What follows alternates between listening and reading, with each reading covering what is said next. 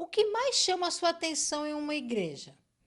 A estrutura, as programações ou a forma como ela cuida das pessoas? Como você definiria o amor cristão em uma só palavra? É possível amar de verdade sem se importar com as necessidades dos outros? Por quê? Essas são algumas perguntas que estaremos estudando.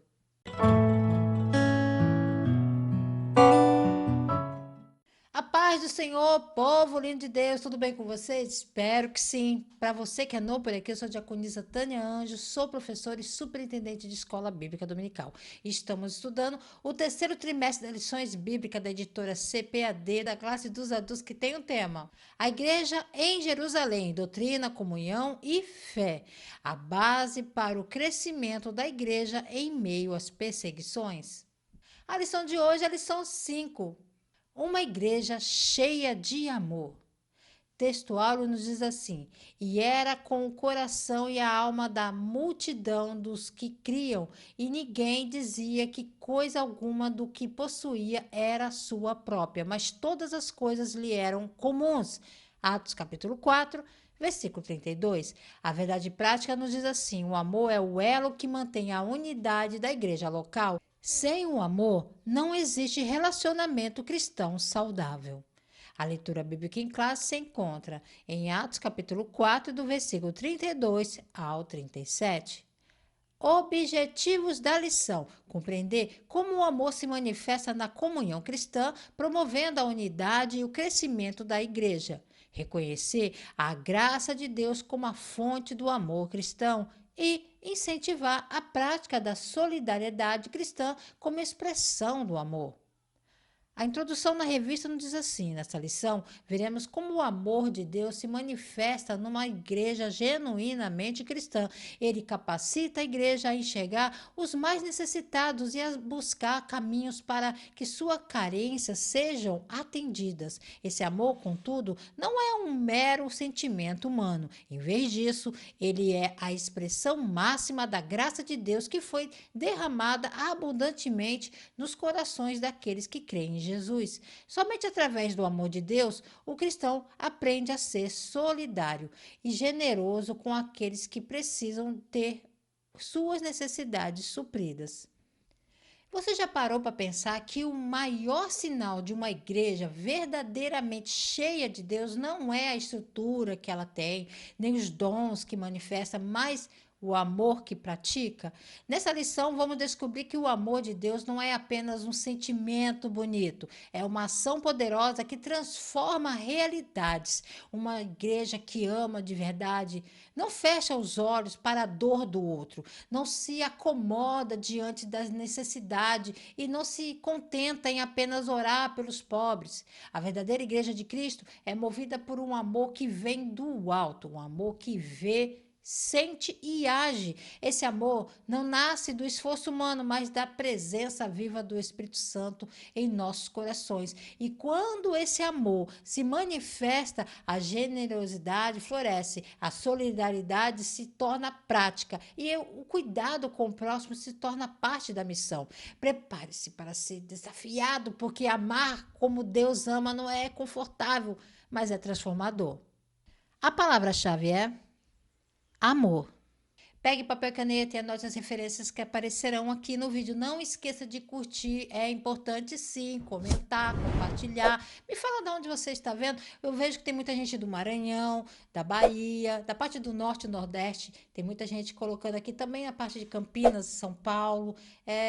Coloca aqui para me saber o alcance que está chegando esse vídeo para você, ok? E lembrando sempre que o slide estará aqui embaixo na descrição de vídeo para que você, professor, possa baixá-lo e usá-lo em sala de aula, ok?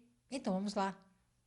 Tópico primeiro, o amor manifestado na comunhão cristã. Subtópico 1, o crescimento da igreja cristã. Nesse ponto de sua narrativa, Lucas se refere à igreja como a multidão dos que criam.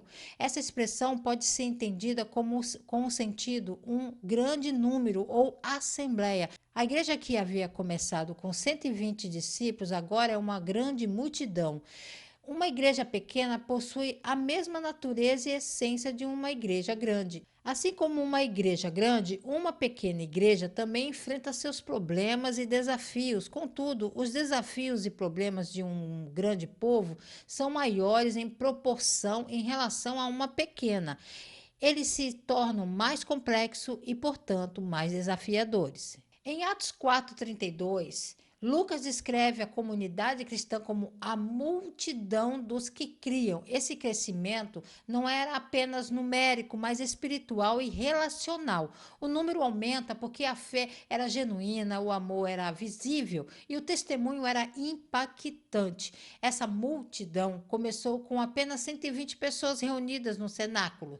Depois do Pentecoste, 3.000 almas se converteram. E a cada dia o Senhor ia acrescentando mais e mais. Agora, não era mais um grupo, era um povo. Esse crescimento revela que o Evangelho é poderoso para alcançar muitos, mas também traz um desafio. Quanto mais pessoas, mais complexidade e mais necessidade de comunhão, organização e cuidado mútuo. Crescimento e comunhão andam juntos.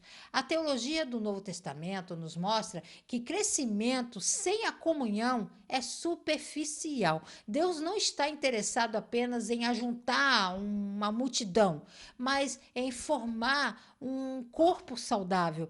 A imagem da igreja como corpo de Cristo mostra que, mesmo com muitos membros, todos precisam viver interligados no amor e no serviço. A igreja primitiva era um retrato disso. À medida que crescia, fortalecia também os laços de comunhão, partilha e cuidado mútuo. Isso demonstra que o amor de Deus estava operando de forma prática entre eles. O crescimento exige maturidade. Na realidade da igreja local, isso significa que igrejas grandes não são automaticamente igrejas maduras. Assim como uma igreja pequenas enfrentam desafios, as grandes também enfrentam, só que em maior escala. Por isso, toda igreja, seja pequena ou numerosa, precisa manter o foco em três pilares: no amor prático, o cuidado um dos outros, mesmo quando o grupo cresce, e na unidade intencional. Lutar contra divisões naturais que surgem com o número e no serviço mútuo.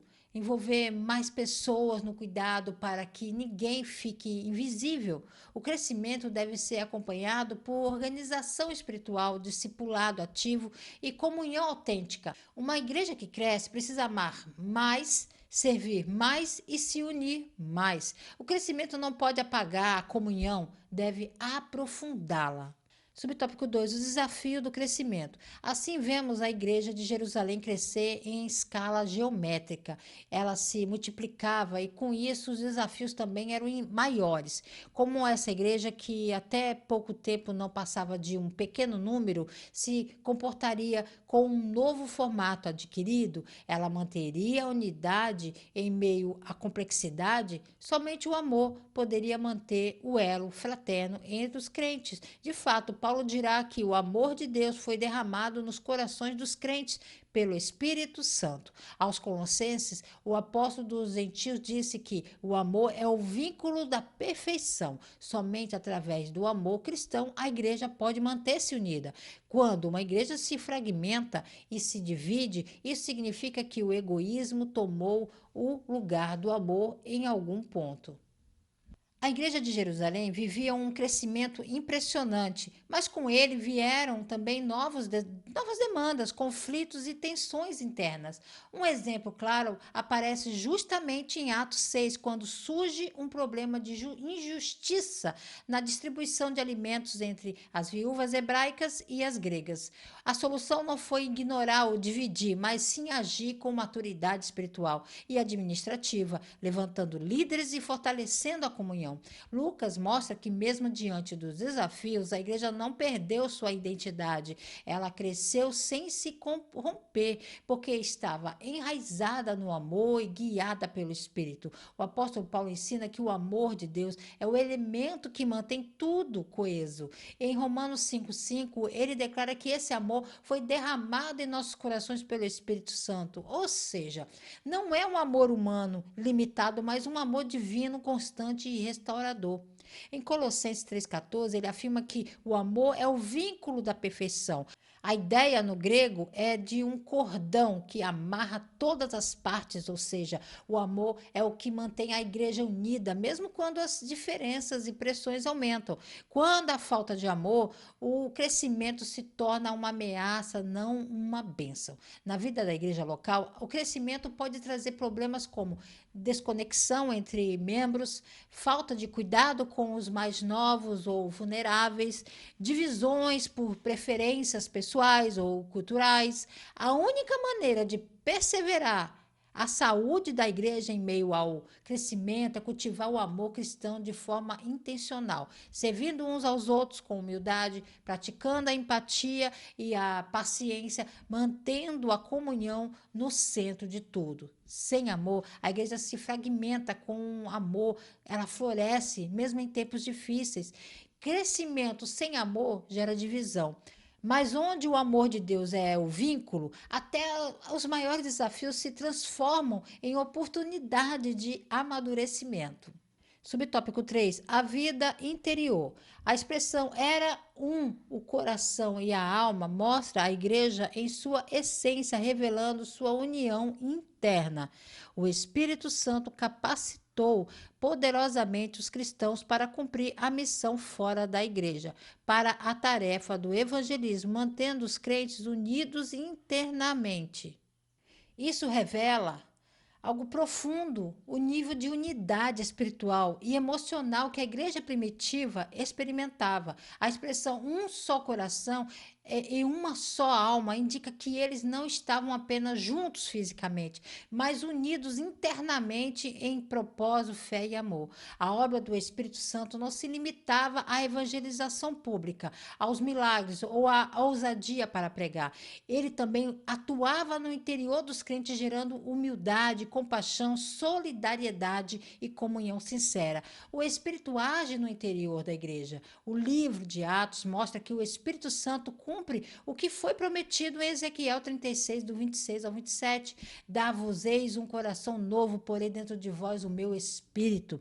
Essa transformação interior é o alicerce de uma vida comunitária saudável. Sem isso, qualquer tentativa de comunhão será frágil, baseada em aparências ou interesses pessoais. A igreja primitiva é um exemplo de como a verdadeira unidade só pode ser produzida pelo Espírito, pois é Ele quem transforma corações individualmente e os alinha coletivamente. Precisamos cuidar da vida interior para refletir o exterior. Nos dias atuais, é comum a igreja investir muito no que é externo, programações, estrutura, visibilidade. Mas a Bíblia nos mostra que a força da igreja está na sua vida interior, no caráter e na comunhão, na transparência e no amor entre os irmãos. A verdadeira saúde de uma comunidade cristã se mede por perguntas como: há unidade no meio da diversidade?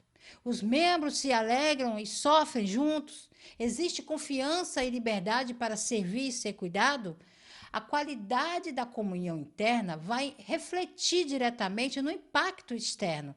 Sem vida interior saudável, o evangelismo perde força e o testemunho se torna vazio. Uma igreja cheia do Espírito não é apenas ativa lá fora, ela é unida aqui dentro. O poder do alto sustenta a missão, mas é a comunhão que sustenta o corpo. A sinopse do tópico primeiro nos diz assim: a unidade, o amor entre os irmãos, impulsionados pelo Espírito Santo, fortalece a igreja e sua missão. Quando uma igreja se fragmenta e se divide, isso significa que o egoísmo tomou o lugar do amor.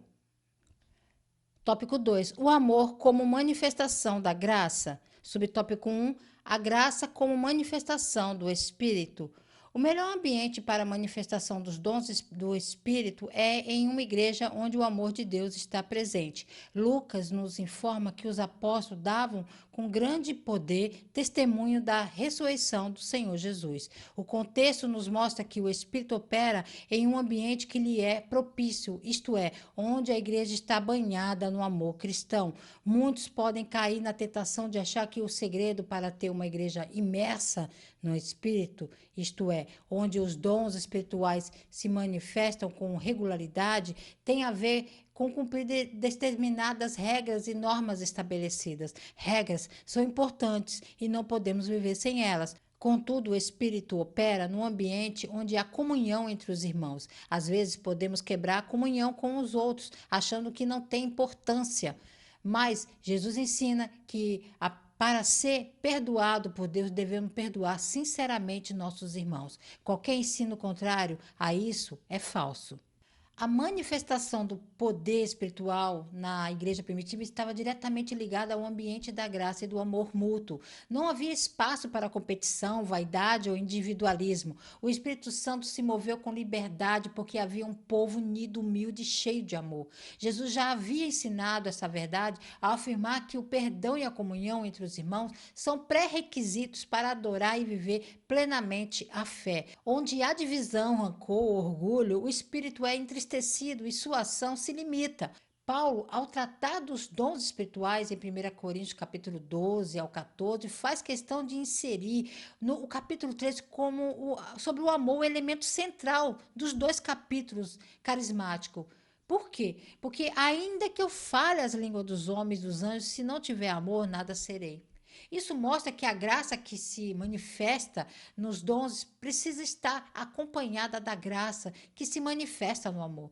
O Espírito Santo é Deus e Deus é amor. Logo, o Espírito opera plenamente onde o amor reina. Regras e boas estruturas são úteis, mas sem amor elas não geram um ambiente espiritual saudável. O Espírito se manifesta de maneira poderosa onde há humildade, perdão e graça entre os irmãos. Comunhão é um solo para os dons. Hoje, muitas igrejas desejam vivenciar dons, milagres e manifestações espirituais, mas enfrentam ambientes divididos, carregados de crítica, disputas ou religiosidade vazia. O resultado? Secura espiritual. Se querem ver a manifestação do Espírito em nossa comunidade, precisamos restaurar relacionamentos quebrados, praticar o perdão sincero, promover um ambiente de amor, empatia e humildade, substituir regras sem vida por relacionamentos cheios da graça. O Espírito Santo não age em ambientes frios e formais, mas em comunidades onde a graça é visível nas atitudes e o amor se expressa na convivência. O Espírito Santo não habita onde há perfeição, mas onde há perdão. Uma igreja cheia de graça e amor é o solo fértil para dons que florescem e o céu se manifesta. Subtópico 2: a graça como favor imerecido. Há ainda um outro aspecto da graça de Deus revelada nesse texto. Em todos eles havia abundante graça. Isso significa que a graça de Deus estava manifestada tanto nos apóstolos como em toda a igreja. Esse texto não se encontra deslocado, mas é posto aqui com um propósito de mostrar a razão ou o motivo daquele contagiante ambiente cristão. Uma igreja dinâmica que demonstra amor para com o seu próximo e na qual o Espírito Santo se manifesta de forma abundante é uma igreja que reflete a graça de Deus. Na Bíblia, podemos perceber que a graça de Deus gerou entre os crentes um sentimento de gratidão por terem sido, sem merecimento algum, capacitados por Deus para viverem uma vida abundante. Isso se torna um padrão nas demais igrejas do Novo Testamento. Vemos, por exemplo, esse sentimento de gratidão como uma resposta à graça de Deus na pessoa do apóstolo Paulo. Somente a graça gera tamanho sentimento de gratidão. E os apóstolos davam com grande poder testemunho da ressurreição do Senhor Jesus, e todos eles haviam abundante graça. Essa declaração não se refere apenas aos apóstolos, mas a toda a comunidade cristã. Lucas destaca que a graça de Deus estava presente de forma abundante entre os crentes, influenciando suas ações, palavras e atitudes. Essa graça era visível, palpável e transformadora. O texto mostra que a razão daquele ambiente vibrante, generoso e unido era a presença ativa da graça de Deus. Ou seja, a comunhão, a solidariedade e o amor entre os irmãos não vinham da força humana, eram frutos do favor divino derramado sobre eles. A graça gera gratidão e transformação. A palavra graça, do grego charis, carrega o sentido de favor imerecido, um presente divino dado não por mérito, mas por misericórdia. Paulo expressou essa realidade quando ele disse: Mas pela graça de Deus sou o que sou. E em 1 Tessalonicenses 4:9 ele reconhece que o amor entre os crentes é ensinado por Deus, o que mostra que a graça não apenas salva, ela capacita para viver em amor, servindo com humildade. Teologicamente, entendemos que onde há graça, há transformação interior. O crente não apenas se sente perdoado, mas também impulsionado a viver com gratidão e estender esse amor ao próximo. A graça é o solo onde nasce o verdadeiro amor cristão. Na prática, isso nos ensina que a motivação para amar, servir e contribuir não deve vir da obrigação, mas da gratidão pela graça recebida. A graça nos lembra de que tudo que temos é dom de Deus. Ela elimina a arrogância, pois mostra que nada foi conquistado por merecimento. E ela nos impulsiona a tratar os outros com a mesma compaixão com que fomos tratados. Uma igreja cheia de graça é uma igreja leve, generosa e acolhedora, onde há graça, há perdão, restauração e disposição para amar sem esperar retorno. A graça de Deus não apenas nos alcança, ela nos transforma. Uma igreja cheia de graça não vive por mérito, vive por gratidão. E onde há gratidão, há amor em ação. A sinopse do tópico 2 nos diz assim: a graça de Deus se revela no amor cristão, capacitando os crentes a viverem equilibradamente entre a comunhão e a prática dos dons espirituais. Tópico 3: a manifestação do amor na solidariedade cristã. Subtópico 1: a busca pela equidade. O dicionário Aurélio de língua portuguesa conceitua equidade como a disposição de reconhecer igualmente o direito de cada um. Assim, diferentemente da igualdade, a equidade não enxerga as pessoas como sendo todas iguais e por isso busca forma de ajustar o desequilíbrio entre elas. Em Jerusalém não havia nivelamento social, nem todos possuíam a mesma condição. Havia pessoas mais abastadas e havia pobres também, esses geralmente em maior número. Logo, a igreja demonstrou ser sensível a essa realidade, procurando tratar dessa situação, sendo solidária com a situação dos menos favorecidos. Então o versículo diz: não havia, pois, entre eles necessitados algum, porque todos os que possuíam herdades ou casas venderam-as, trazendo o preço de cada do que fora vendido. Esse versículo é um retrato poderoso da igreja primitiva. Havia entre eles diferenças sociais reais, mas nenhuma indiferença espiritual. Os discípulos não eliminaram as diversidades de condições, mas buscaram justiça através da generosidade movida pelo amor. A palavra aqui é equidade, um cuidado ativo que reconhece as diferenças e atua para diminuir a desigualdade. A comunidade cristã viu a dor dos necessitados e respondeu com ações práticas, sem esperar que apenas os líderes resolvessem tudo. Atenção, igualdade não é o mesmo que equidade. Igualdade significa tratar todos da mesma forma, enquanto a equidade reconhece que as pessoas têm necessidades e circunstâncias diferentes e busca garantir que todos tenham a mesma oportunidade, mesmo que isso exija um tratamento diferenciado. Por exemplo, um exemplo de igualdade seria dar a todos os alunos a mesma quantidade de tempo para um teste, independentemente do se tem TDAH ou não. Já a equidade seria um tempo justo para cada necessidade. Biblicamente, equidade é um reflexo do caráter de Deus. Ele se revela como o defensor dos pobres, órfãos e viúvas e estrangeiros. A graça divina não nivela todos socialmente, mas convida os que têm mais a servirem com generosidade os que têm menos. Em 2 Coríntios, capítulo 8, Paulo usa a igreja de Jerusalém como referência ao ensinar sobre contribuições voluntárias.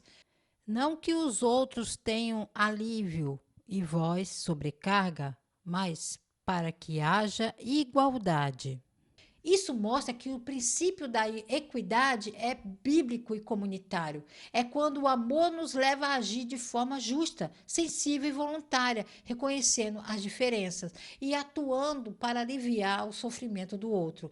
Do ponto de vista bíblico, Deus é justo, mas também é compassivo e nos chama a fazer o mesmo. A lei no Antigo Testamento já previa provisões para os pobres, e os profetas constantemente denunciavam o desprezo pelos mais frágeis. No Novo Testamento, a equidade ganha uma nova dimensão. A ninguém falte coisa alguma.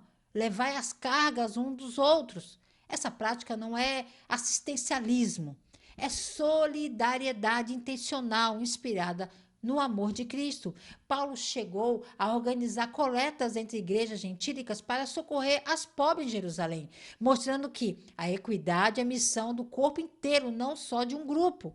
Nos dias atuais, a equidade continua sendo um desafio. Vivemos um contexto onde a desigualdade grita e muitas vezes a igreja se cala. Ser uma igreja solidária não significa apenas fazer campanhas esporádicas, mas desenvolver uma cultura de cuidado mútuo, reconhecer os diferentes contextos e agir com compaixão, criar pontes entre quem pode ajudar e quem precisa ser ajudado. A equidade não nivela tudo por baixo, ela eleva os que estão embaixo com o apoio dos que estão em cima, não por obrigação, mas por amor. Ser sensível às necessidades do outro é uma marca de maturidade espiritual. A equidade cristã não é imposição, é compaixão em ação. Onde o amor de Cristo reina, ninguém permanece invisível ou esquecido.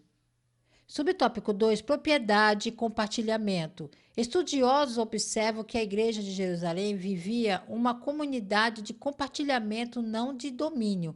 Os crentes mantinham a propriedade de seus bens, mas os disponibilizavam conforme a necessidade de cada um. Desse modo, eles compartilhavam tudo o que tinham. Isso pode ser observado com Maria, mãe de João Marcos. Ela também pertencia à Igreja de Jerusalém e, em vez de vender sua casa, a pôs a serviço da igreja, transformando-a em uma casa de oração onde a igreja se reunia. A prática da generosidade pode mudar de acordo com o tempo, lugar e circunstância. Contudo, o princípio que o governa permanece o mesmo. Podemos fazer o bem a quem necessita de uma forma ou de outra. A igreja primitiva nos ensina que não era o fim da propriedade privada, mas sim uma mudança de mentalidade. Os crentes não se apegavam aos seus bens como se fossem exclusivamente para si. Eles viam suas posses como recursos disponíveis para servir o próximo sempre que necessário. Esse exemplo nós vemos na Maria, mãe de João Marcos. Ela não vendeu a sua casa, mas a colocou a serviço da comunidade, tornando-a um centro de oração e refúgio para a igreja. Isso mostra que compartilhar não significa abdicar de tudo, mas sim usar o que temos com propósito e generosidade. A generosidade cristã é fruto do Espírito e reflexo da graça recebida. Não se trata de uma imposição legalista, mas de uma resposta voluntária ao amor de Deus. O princípio teológico é claro: tudo que temos pertence a Deus e Ele nos confia bens, dons e recursos para administrar com sabedoria e compaixão. A igreja primitiva entendeu que os recursos materiais têm valor espiritual quando usados para abençoar vidas. E isso continua verdadeiro hoje. Nos dias atuais, o modelo da igreja primitiva nos inspira a repensar como usamos nossos recursos. Casas podem ser abertas para células, oração e comunhão. Habilidades profissionais podem ser usados para ajudar irmãos em dificuldades. Roupas, alimentos, tempo e até contatos podem ser um meio para servir ao próximo. A questão nunca foi quanto você tem, mas quanto que você tem está disponível para abençoar alguém. Mesmo em contextos e tempos diferentes, o princípio da generosidade permanece imutável. O que temos não é apenas nosso, é uma ferramenta nas mãos de Deus. O verdadeiro cristão entende que seus bens são bênçãos com propósito. O amor se torna visível quando transformamos posses em pontes de cuidado. Subtópico 3, um exemplo de voluntariedade. Lucas destaca que os que possuíam herdades ou casas, vendendo-as, trazendo o preço do que fora vendido e o depositava aos pés dos apóstolos. Nada aqui foi feito de forma obrigatória. Ninguém contribuiu porque foi constrangido.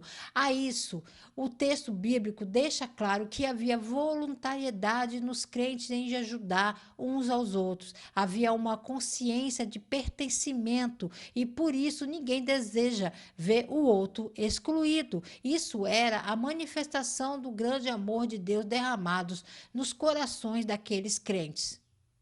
Esse gesto não foi fruto de um decreto, nem de uma exigência apostólica. Foi uma resposta espontânea do coração, movida pelo amor e pela compaixão. Não havia um imposto cristão sobre os bens. O que havia era uma consciência espiritual profunda. O que é meu está à disposição para servir a quem precisa. Isso revela uma igreja livre de egoísmo, guiada pelo Espírito e unida pelo amor. A contribuição voluntária era a expressão visível de um coração transformado pela graça, habitado pelo Espírito. Paulo reforça isso ao escrever: cada um contribua segundo propôs no coração, não com tristeza ou por necessidade, porque Deus ama ao que dá com alegria. Na teologia bíblica, a generosidade voluntária é um ato de adoração, não uma obrigação. É uma prova prática do amor de Deus agindo em nós. Quando contribuímos por gratidão e propósito, estamos cooperando com Deus na missão de cuidar das pessoas. Na igreja hoje, o espírito da voluntariedade ainda é a chave para que a solidariedade funcione de forma saudável. Não devemos dar por pressão emocional, mas por consciência espiritual. A verdadeira generosidade não mede o valor, mas o coração com que se dá. Dar voluntariamente é sinal de maturidade cristã e amor verdadeiro. Onde há voluntariedade movida pelo amor de Cristo, há provisão, cuidado e edificação para os outros. A verdadeira generosidade não nasce da obrigação, mas da revelação de que pertencemos uns aos outros. O amor de Deus transforma posses em providência e doações em adoração. A sinopse do tópico 3 nos diz assim: o amor se expressa na prática da solidariedade, onde os cristãos cuidam dos necessitados e buscam a equidade na comunidade.